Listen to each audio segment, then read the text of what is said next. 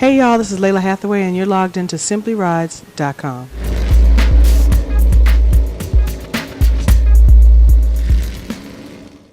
It all begins at the beginning. It all begins with me as an artist, trying to really empower myself as an artist and really understanding where I come from as an artist, and that's really my parents. So I'm at the beginning of the next 20 years of my career, which is really lovely and great. So I've been really active with the social media since '98. I built the site LalahHathaway.com in 1998, and people have been coming there for that long. You know, I have some folks that have been on the site with me from then.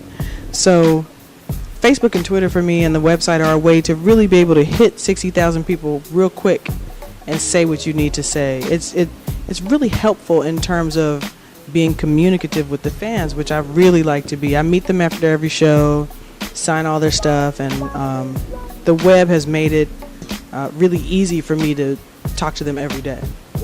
Twitter was the way I said, hey, 60,000 of you, I have a single out. So people say, she dropped her single on SoundCloud, you know what I mean, or on Twitter. But really it's the same thing that you've been doing, is you go in there and say every day, like, I'm going to the bathroom, or I had a pizza for lunch, or I have a record coming out. The Grammy nomination for That Was Then was exciting, was unexpected. It was kind of last minute. I happened to be with my assistant at the time, and we were sitting somewhere on the phone just checking for something else entirely, and both saw it about the same time and began screaming and hollering and hooping and hollering. So it was very exciting. That was the first time I ever went to the Grammys, and I had always said I'm not going to go until I get nominated. Circle of Promise is an organization which I used to actually be an ambassador for. I still do the work.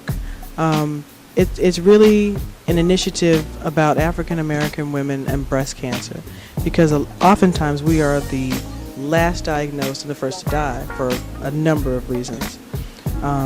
So what I do is just talk about it. I try to bring some levity to it.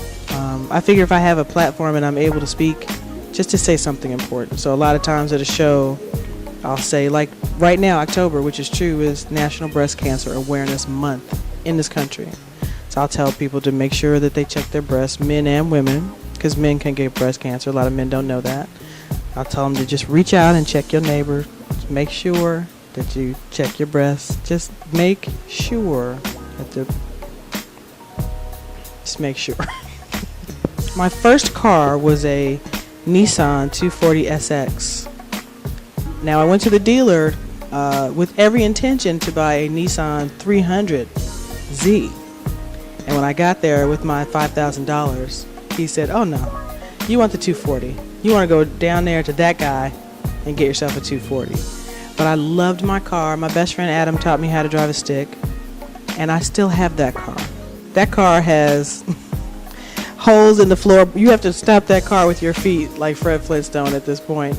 But that is my first car. It's a cream Nissan 240SX, and I love that car. Right now I'm driving a BMW 650 dream car. It changes.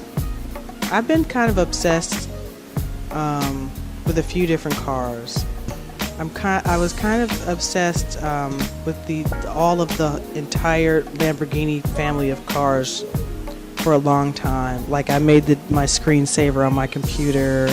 It was like at some point for about 6 months, if you walked in my house, you would think you were getting a tire changed. It was like the calendars, and I would still love to have one, but they're very expensive.